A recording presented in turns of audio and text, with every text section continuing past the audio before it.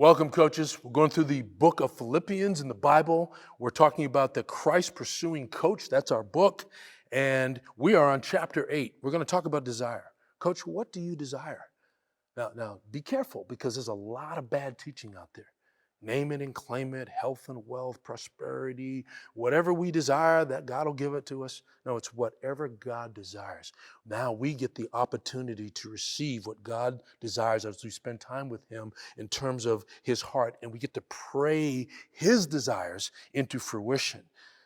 But, coach, it's not about how we define success on this earth. I think so often there's a lot of false teaching that enters our teams that we don't think is false teaching. For example, it doesn't always have to be some Bible teacher that's off that comes in and speaks to your team. Sometimes it's in the music. Now, our teams are playing music all over the place now, and sometimes even at Christian schools, that music isn't God honoring at all. And certainly in secular schools, man, you go in the weight rooms, you go in different places and on the fields, football practice and so forth, there's music blasting out. It's amazing what's being told to our players through music. And you're thinking, well, the music's, so loud and so rambunctious, we can't understand the words anyhow. But those players understand the words. They know what they're saying. And much of it is not wholesome.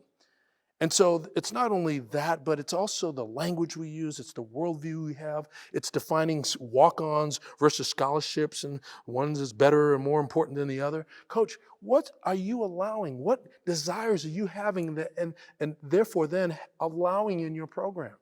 You've got to get God's desires. You've got to cut off and put to death those things of the flesh and advance those things of the spirit.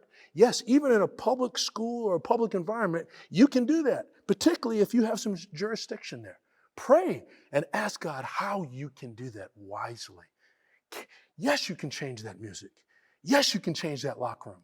Yes, you can change the way we start thinking. It may not be perfectly Christ-like, but coach, from your Christ-likeness, it can begin to do a very powerful work.